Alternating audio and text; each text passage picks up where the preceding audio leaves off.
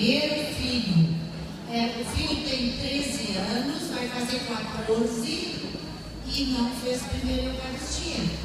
Então ela quer saber onde vamos fazer e o que nós vamos fazer. Por favor, vamos prestar atenção na pergunta da Dora.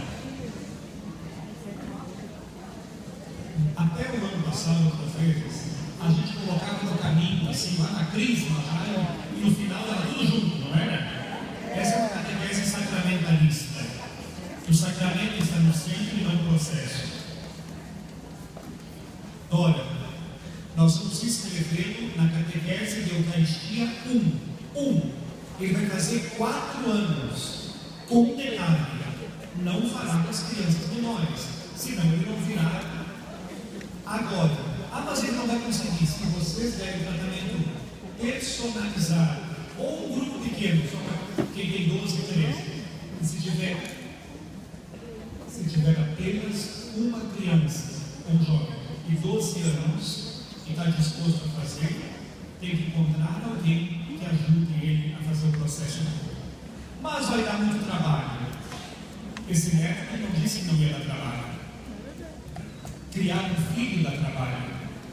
Criar um cristão também dá trabalho. Então, Dora, a resposta é essa. Tratamento diferenciado, mas não se faz atropelar, não se atropela o processo. Todos os 4 anos, todos.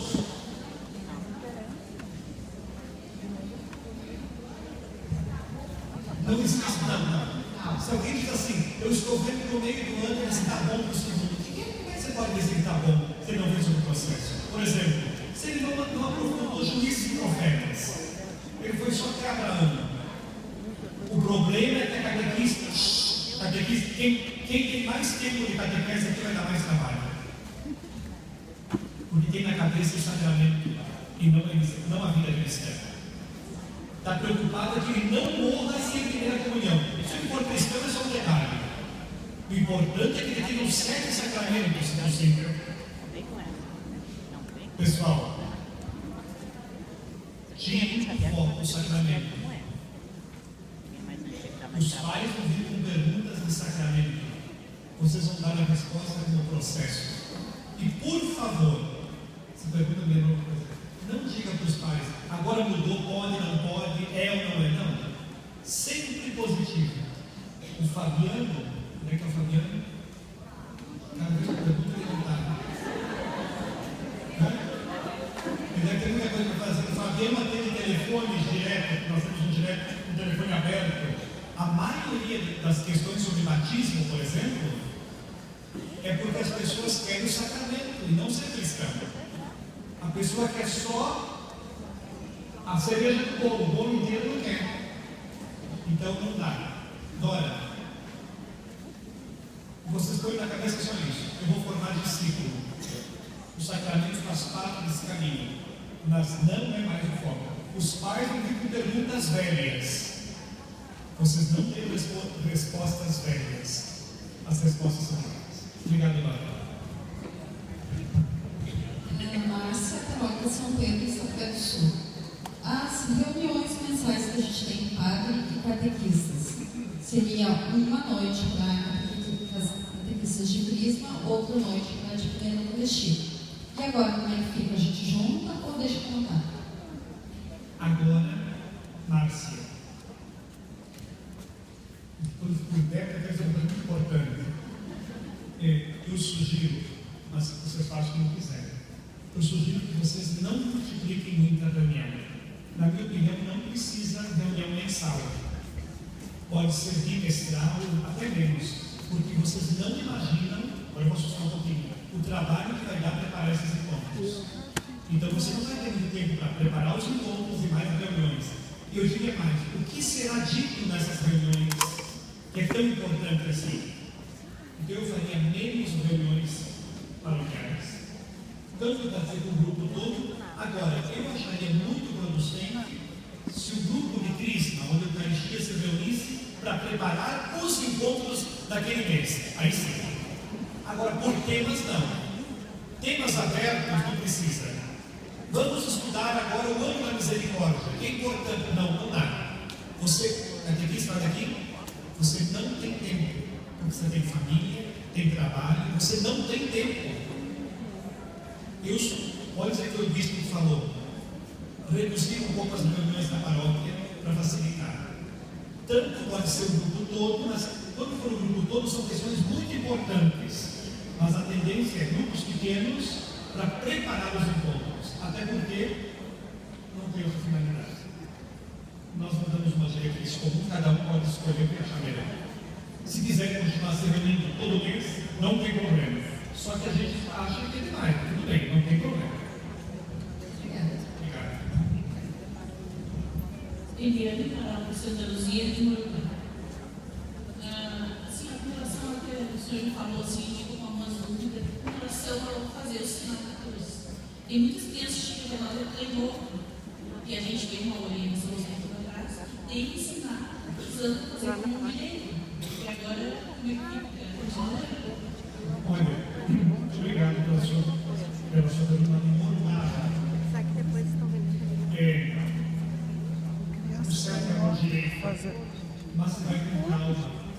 No início, deixa até ele aprender com a esquerda, depois, aos poucos, a direita.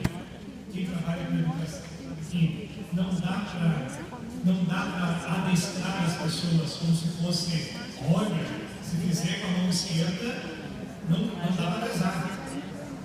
Nós,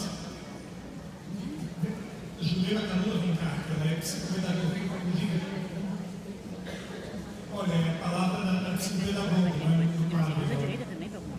Eu não sei pastoralmente e teologicamente, meu irmão, mas eu acho que a esquerda, para ele, é a direita.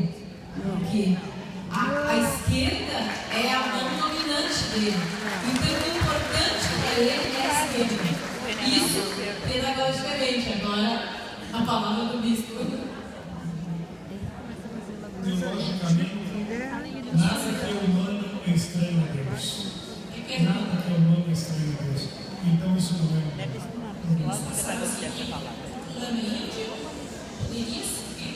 poderia ser com o padre. Agora eles passaram na época. E o padre não poderia fazer o sinal. Então, eu não sei. Quando ele entrar no seminário, vai aprender a fazer com a direita. Não se preocupe, não se preocupe. Tem que ser com a Antônio direita. Mardelli, Ele é canhoto, mas ele usa direita para muita coisa. O certo é diaconato. Foram os primeiros diáconos que eu ordenei, foi o grupo dele. Sim. Rezo por vocês. Obrigado. Nós estamos com uma limitação, poucos catequistas. Esse ano conseguimos começar muito bem, programados, agendados. Ano que vem vai ser um desafio, porque vai ter turmas novas que vão chegar e turmas que já vão para a seguinte etapa. A pergunta é a seguinte: como ajudar a integrar os catequistas de que eles não poderiam continuar sendo os catequistas da turma que acompanharam no ano anterior e que agora eles poderiam assumir uma nova? Uma pergunta, a seguinte: nós estamos com poucos catequistas. É possível ou não que eles continuem assumindo a mesma turma que eles já começaram? E a realidade está sendo em nossa paróquia gritante a tal ponto de que em algumas comunidades vai ser assim porque não temos mais gente. Esse é um problema sério, é sério também que é o problema da paróquia, de todas as paróquias. Falta de liderança é um sinal amarelo de que a comunidade tem que se renovar. Todas, não só todas. Eu dou sugestões bem práticas para resolver o problema. Primeiro, não acho, como quem criou o método, quem criou esses livros, eu não acho que uma catequista consiga entender bem os dois livros. Eu acho que leva anos para entender a história da salvação, leva anos para aprofundar os sinóticos. Você sabe o que eu estou falando, de evangelhos. Alguém que se acha multiuso, pode ser, mas eu acho que sempre vai trabalhar com menos qualidade. Então, não estou dizendo que não pode, mas não é o ideal. Segundo, acho mais fácil reduzir as reuniões da paróquia e dar para o mesmo catequista duas turmas de Eucaristia 1, duas turmas de Eucaristia 2, que dá menos trabalho do catequista, do que ele ficar trocando de livro. atenção, trocar de livro aqui significa trocar toda uma teologia e uma visão bíblica que supõe catequista. Vocês rezem por mim, mas não é que compliquei a vida de vocês, mas não se pode dar mais catequese abrindo o livro na véspera. Vai ter que estudar, vai ter que ler bastante, vai ter que preparar material. Então, Paulo, eu digo o seguinte: tem 1 ano para encontrar essas catequistas e formá-las. E você me lembrou uma coisa: se na sua paróquia tiver um diácono, viu? Um diácono ou um seminarista, peçam para eles ajudar vocês nesse processo. Eles sabem, se eles não sabem todo o processo, eles estudam, eles podem colaborar a formar um irmão, uma irmã. Agora, para dar certo esse método, eu diria assim: é melhor nem pegar muita criança no ano que vem se não tem catequista. Tem que devolver para cá. Um padre me disse esses dias, eu fui muito sincero, ele disse para a paróquia: olha, se não tiver catequista, se vocês não se dispuserem a dar catequese, não tem primeira comunhão no que vem. Tem que começar a devolver para as pessoas. O problema não é dos padres, o problema é da comunidade que não se mexe. E aí a nossa missão é reformar. Eu sei que é fácil dizer aqui, mas na base é mais complicado, mas eu diria assim: não troquem de etapas para garantir a qualidade. Até para a catequista tem várias etapas. Segundo, de preferência, quando faltar catequista, peguem alguém que seja santo e mártir, que aceite pegar 2 turmas. Para isso, diminuam o número de reuniões na paróquia. São só alguns conselhos. Eu não resolvi tudo, mas eu acho que esse é o caminho. Avança. Meu nome é Andréia, sou da paróquia São João Paulo II, que está sendo fundada agora em Santa. A minha pergunta é: Chuvista, agora, dia 13 de março, nós temos a posse do pároco lá. E aí não vai ter como a gente vir na celebração de envio. Quem não vai ser na celebração de envio vai poder pegar a turma este ano? Em Chuvista, eu sugiro, você vai lá para Dom Jaime vai lá para instalar a paróquia. No mesmo dia, ele dá o envio, o mandato para vocês. Na mesma celebração. Pode avisar os catequistas, eu depois informo o Dom Jaime sobre essa sugestão. É muito adequado. Segundo, os padres que debochando tem medo na frente, é uma coisa séria. Vamos lá. Segundo, catequista, você vai ter que enfrentar isso na sua paróquia. Nós precisamos estar todos na catedral dia 13, às 15 horas. Mas vai ter gente que não vai poder. Se tiver um aniversário, é o suficiente para mim. Naquele horário não dá.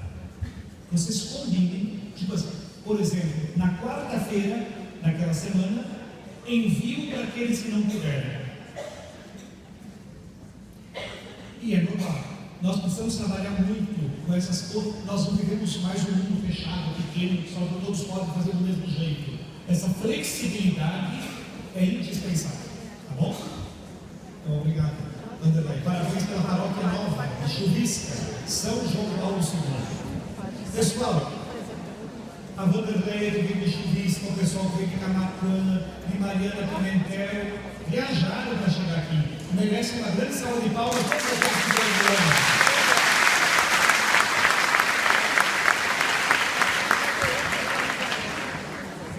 Sou irmã Leonir, da paróquia Nossa Senhora de Fátima, em Guataí. Eu tenho encontrado dificuldade nos vários grupos sobre mistagogia. Não compreensão do significado, mas vamos trabalhar na prática. E eu penso que talvez 1 ou 2 exemplos possam nos ajudar a como trazer em prática essa questão das mistagogias. Irmã, qual é o gosto do churrasco? Me explica um pouco, por exemplo, como é que é o gosto do churrasco? Acho que depende do tempero, né? Eu nunca comi, supondo, eu comi, nunca comi churrasco. Como é que é o gosto do churrasco?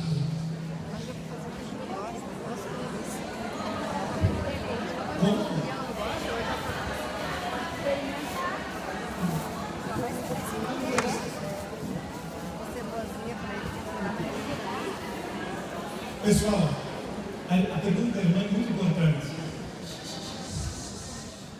A irmã foi muito sincera e eu acredito que realista. A maioria não sabe nem o que é mistagogia, porque primeiro tem que fazer uma experiência profunda do encontro com o Senhor. Somente quando eu me encontro, eu consigo ajudar o outro. E por isso eu não tenho como, se eu descrever o gosto do churrasco, não é suficiente para que o outro entenda. Dizer, o que eu posso fazer com o outro é levar ele até uma churrasqueira, uma churrascaria, né? E começar a mostrar como é que se faz, mas dizer assim, você tem que comer. Sem comer, você não vai experimentar. A mistagogia, e aqui vai para padre, freira, bispo, todo mundo. Não é pressuposto nem nos nossos conventos, nem nos nossos seminários, e nem na minha casa. Eu tenho que fazer a experiência de me encontrar com o mistério. O mistério não é pronto, dado, acabado. É sempre mistério. Olha, existe uma justificativa, assim, ó, mistério não se explica, ele é mistério. Então fica difícil dizer, então como vai trabalhar, né? Por isso que eu faço essa pergunta de uma forma bem pé no chão, assim. A pergunta tem uma resposta, tem que fazer experiência. Quando uma pessoa é de Deus, ela leva o outro para Deus. Agora, eu não tenho como dizer você seja de Deus. Ou você é, ou você não é. Aqui a coisa fica mais complexa. E a criança enxerga. Vocês nunca viram uma catequista bem idosa, analfabeta, que as crianças têm paixão por ela? E você não viu gente bem jovem, que com ele ou sem ele a palavra é do mesmo jeito? É a experiência de Deus. A mistagogia me dá um exemplo. Eu já disse aqui, eu acho. É aquele rabino, lembra que eu chamo do rabino judeu paralítico? Que quando o netinho perguntou como é que o rei Davi fazia para louvar a Deus, ele dizia: o rei Davi cantava, compunha salmos, ele tocava harpa, mas quando ele realmente queria mostrar para o neto como o rei Davi louvava o Senhor quase no êxtase, o velho rabino paralítico pulava da cadeira de rodas, dançava bastante e dizia assim: meu neto, era assim que o rei Davi dançava diante de Deus. Você entendeu, meu neto? Sim. Aí volta para a cadeira e volta a ser paralítico. O mistério não significa escondido e nem inacessível. Nós achamos que mistério é segredo. Não. Mistério é algo acessível, mas que não é tão óbvio. Então eu não tenho como falar do gosto de churrasco para quem nunca comeu churrasco. A mistagogia, conduzir ao mistério, só pode fazer o que foi conduzido ali. Santo Ambrósio fazia na Catedral de Milão muitas mistagogias e muitas catequeses. Ele converteu Santo Agostinho. Então nós precisamos disso. Não tem fórmula. Eu tenho fórmula para dizer como é que se faz o encontro. Eu tenho fórmula para dizer como é que se faz o catecumenato. A mistagogia é dizer assim: e padres, seminaristas, catequistas. Está muito fácil fazer uma celebração bonita. Uma celebração mistagógica quase ninguém faz. A gente bate palma e joga coisa aqui e ali. Tudo isso é bonito. Não é mistagógico. Mistagógico, você tem que sair da missa dizendo assim, ou da celebração, ou da catequese: me encontrei com ela. Porque eu posso fazer um grande teatro aqui na frente. E posso comover muito, porque a gente chora e cai e vai entrar em êxtase. Não é mistagógico. Tem que se encontrar com ela. Ela quem? Tem que se encontrar com ela. Ela quem? A Santíssima Trindade, porque a maioria até esquece dela. Obrigado, irmão, pelas suas perguntas. Raquel, uma pergunta. Na mistagogia, eu não posso dizer que a palavra-chave também seria contágio. Contagiar. Não se faz mistagogia por contágio. A mistagogia não é Zika vírus.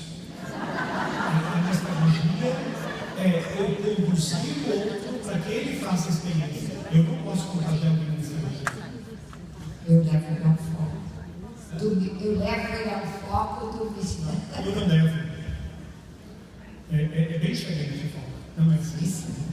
Não é fácil. Quem faz a experiência do mistério, chega lá.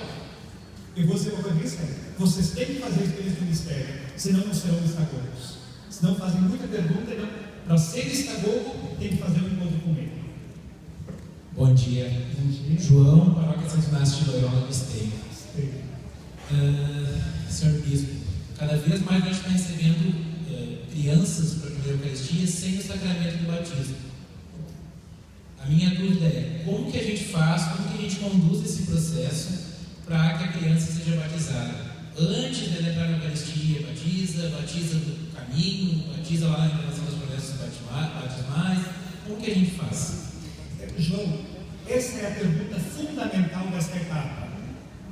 Esta é a pergunta mais importante desta etapa. Porque vocês vão perceber que cada vez mais vem crianças que não estão batizadas. Não tem problema. Você inscreve ela na catequese da Eucaristia 1 com 9 anos. Vai fazer toda a catequese batismal e vai fazer o grupo crescer junto com a criança. Porque a criança, no último dia da catequese, quando fizer a renovação das promessas do batismo, essa criança vai ser batizada. Ela vai ser batizada no final do primeiro ano. E a Eucaristia vai ser no final do segundo ano. E a crisma vai ser no final do quarto ano. Eu diria assim, é sonho de consumo ter uma criança para ser batizada na Eucaristia 1. Se a tua turma tiver uma dessas, agradeça a Deus, vai ser muito bom. O grupo inteiro vai fazer. Então, olha, façam inscrição de crianças e coloquem aí. Mas, João, eu vou complicar um pouquinho. E se a criança tem 8 anos, Padre Fabiano? E se tiver 7? Até 6.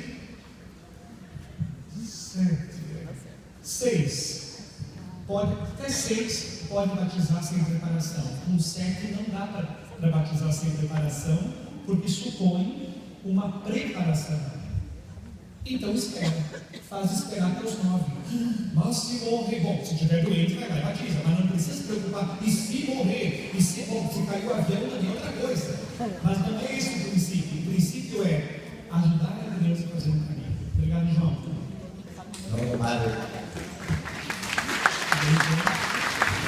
Uma pergunta que tem sido feita agora na época das inscrições.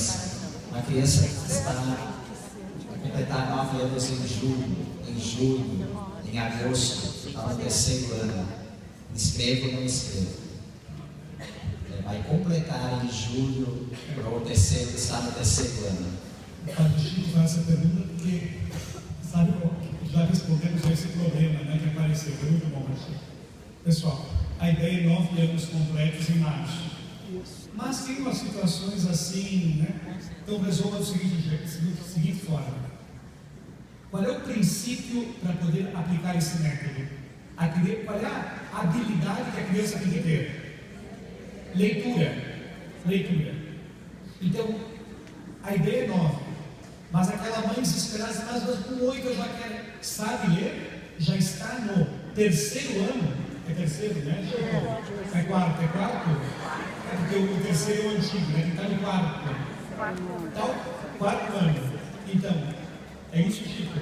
É quarto ano ou 9 anos.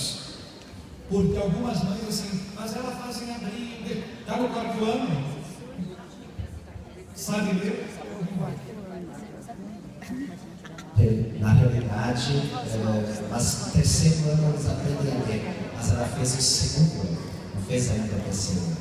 Por essa é a dificuldade, no fim, a criança ela vai se sentir deslocada. Isso que é a importância, mais do que a idade, é o critério de poder acompanhar aquela metodologia, senão a própria metodologia vai ser muito difícil. Eram essas perguntas por enquanto. Quem vai ficar hoje à tarde? Então, o pessoal da tarde, nós continuaremos sobre a Eucaristia 2, então, né, com outros aspectos importantes. O pessoal foi encontrado alguém